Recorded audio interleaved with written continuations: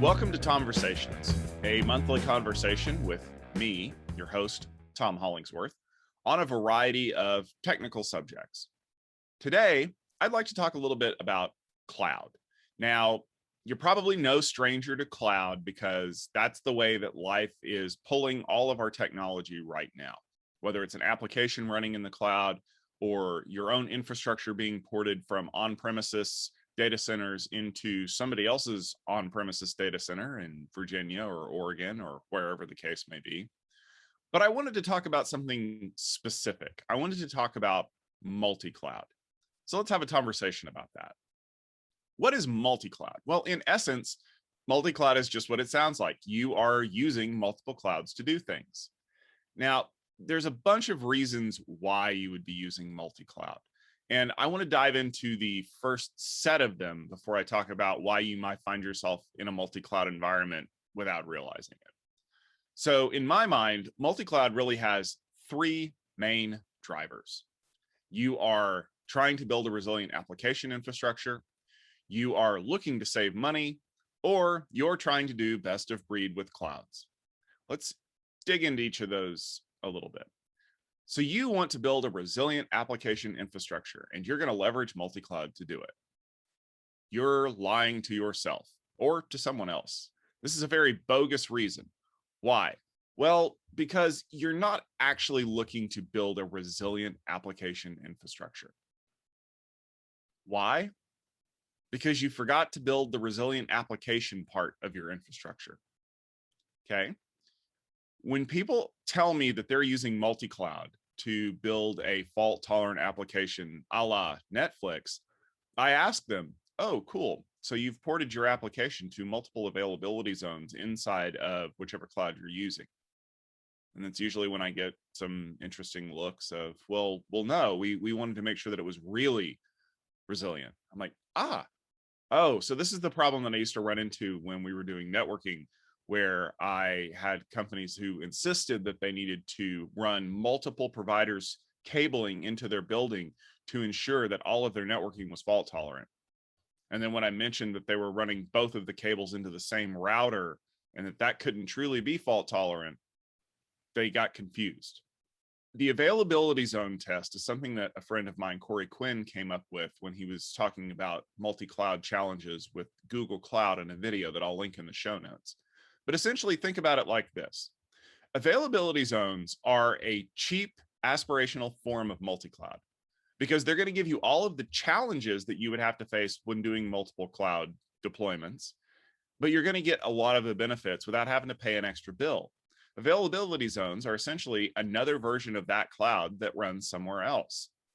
And most people don't even know they exist because how many times has your application failed because US East 1 AWS has gone down? More often than we would be willing to admit. Most people want to skip over the walking part of the crawl, walk, run deployment methodology. They want to crawl their application straight into 7 different clouds because they don't think that availability zones will provide them the fault tolerance that they need, except that walking phase of deploying in a multiple cloud environment or a multiple availability zone environment trains you on how those work. Here's some of the things that you're going to find out when you're trying to port to another availability zone. 1, the availability zone setup sucks. It's not going to provide you the resilience you wanted. Well, you're probably going to want to move off that cloud provider anyway, because nothing you're going to be able to do with them is going to fix it. 2, your application is going to fail, but not because of the cloud provider. It's probably going to fail for something outside of your control, like DNS or a service that you're relying on that you can't help. Well, cloud wasn't going to save you in that place anyway. It was going to fail on premises. It was going to fail in however many clouds you were running it in because the service that you chose to rely on either couldn't scale or, worse yet, didn't know what an availability zone was either. Or it's a bad coding problem. And guess what? Cloud's not going to save you from those either. You need to fix your stuff before you decide to spray it all over the internet. So availability zones are a good gut check test to see if you're ready to do multi-cloud. Now, most of the time that people talk about building resilient application infrastructure as the reason for doing multi-cloud, they're really trying to use it to cover for something else. Well, what is that? Usually it's because you want to save money. And let's be honest, that's what most companies are trying to do. Here's what they're doing. They're trying to put their applications in different cloud environments because there are cheaper pricing for certain types of deployment models in Microsoft or Google or Oracle. But what are you really trying to do? Because I promise you, if you're moving workloads to different clouds to take advantage of pricing differentials, you are valuing the resources that you use completely inaccurately. I'll give you an example. Every amateur handyman in the world knows that if I try to install this part myself, I'll save money because I didn't have to pay somebody to come do it. And every amateur handyman in the world improperly values their time. Do you know why plumbers cost so much money? Because they're worth it. Just like an auto mechanic or an electrician or any other person who is a professional doing their job and not you, you pay for their expertise. Likewise, if you are trying to save money by moving your application from AWS to Microsoft's Azure in the middle of the night when spot pricing is super low, you forgot to accommodate for the fact that you had to pay a developer to make your code portable, which means you don't know how to value your resources because that person's salary should be included in the cost of what your cloud is costing. How much money are you really saving? Have you ever heard the adage that if you spend 10 hours to write a script that saved you 10 minutes, did you really save any money? Well, yeah, it does. If the 10 hours that you spent writing a script ends up saving you hundreds of hours over the lifetime of whatever you're doing. But if all you did was spend an extra 9 hours and 50 minutes writing a script that you're only ever going to use once, you didn't save anything.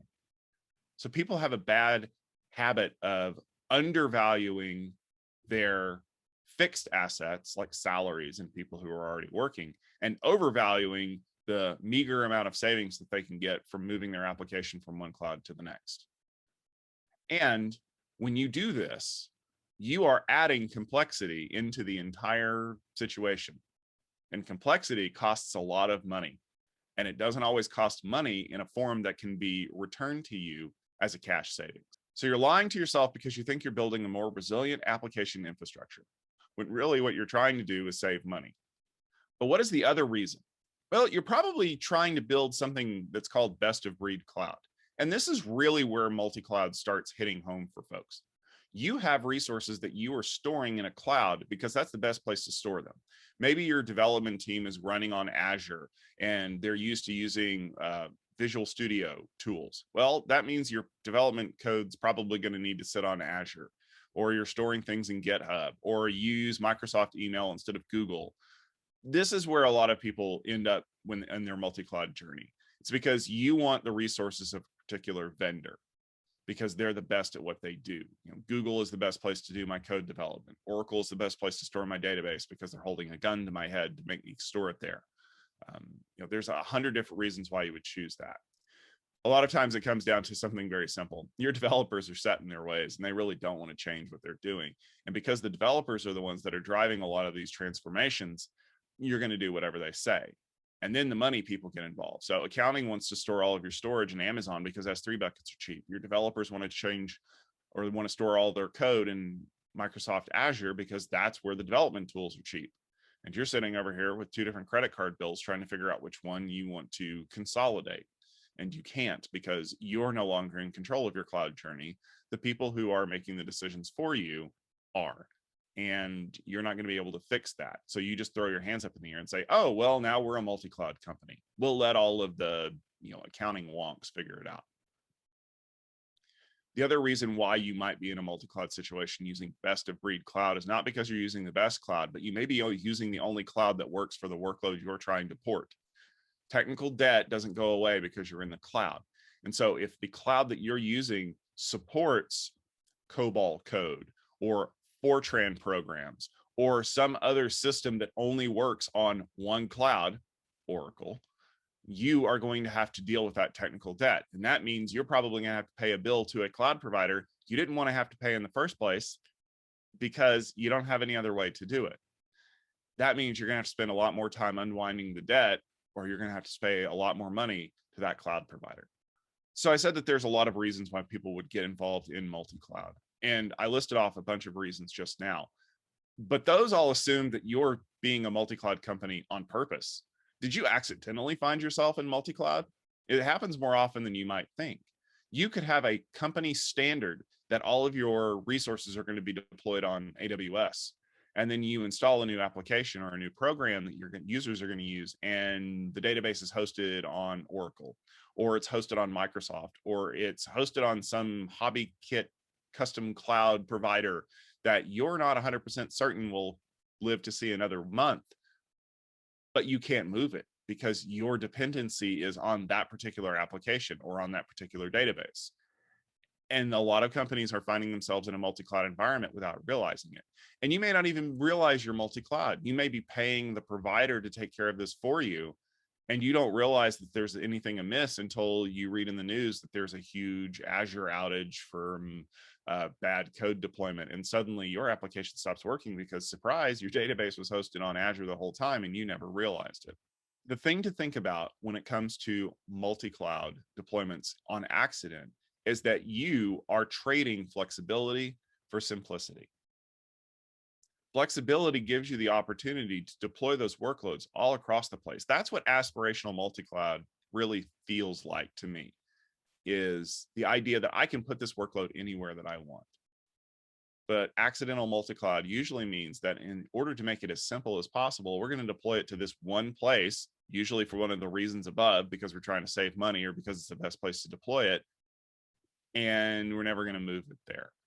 And so what ends up happening is you are making things more simple, but you're losing the flexibility that you thought that multi-cloud was going to afford you. You're getting all of the headaches and none of the benefits. We talk a lot about refactoring code when it comes to multi-cloud, especially in any kind of cloud deployment. Oh, I want to make sure that this application works from one cloud to another, so I'm going to have to do some refactoring. Because when you build on one cloud environment, you're locking yourself into that cloud for any one of a number of reasons, whether it's the storage infrastructure or the networking infrastructure or even the automation infrastructure. Everybody has their own unique accent on the language that you speak to make your cloud applications and workloads operate properly.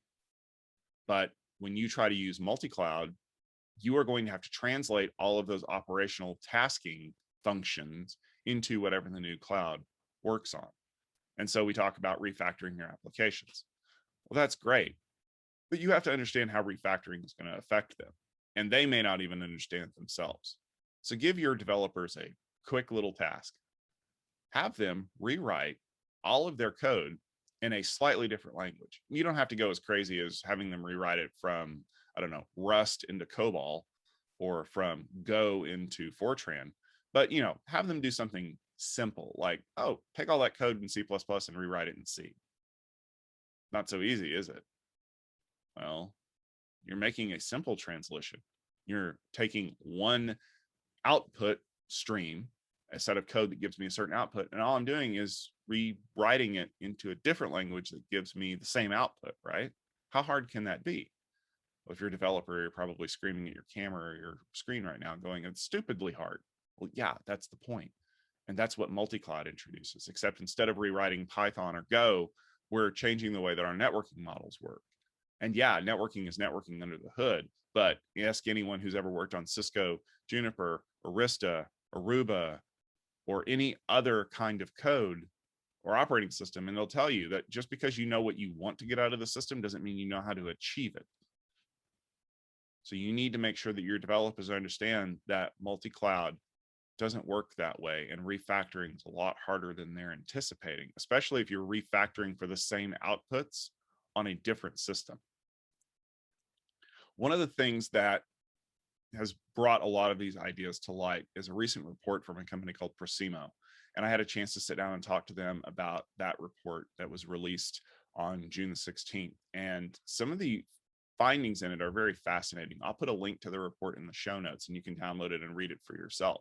But one of the things that they talked about is the fact that companies are driven by two things: the speed of their applications and the profit that they're making off of them, which makes sense when you think about it, because most companies are driven by a profit motive and to be the biggest, baddest, fastest thing out there. So that makes sense. And they realize that multi-cloud is the best way to increase that application speed. and therefore make more money off of it. However, they don't realize the added complexity that comes from talking about multi-cloud. And we've talked about why it's complex up above for a variety of different reasons. They just see the the brass ring and they want to grab at it without realizing exactly how high they have to jump to get there. Now, there are a lot of advantages in multi-cloud, and they'll be the first to tell you all of the advantages, but no one ever talks about the complexities or the difficulties.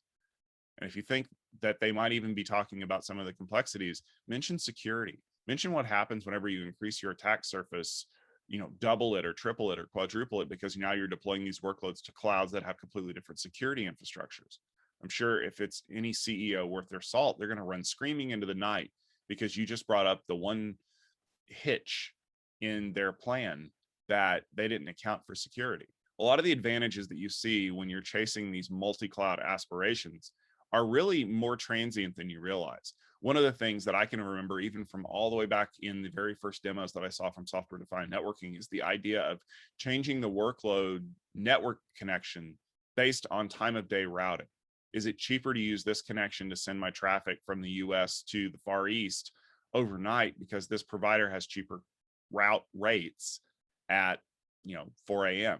Well, those things change on an hour by hour basis, and building the intelligence necessary to find that and exploit it is difficult at best and adds more complexity to your project.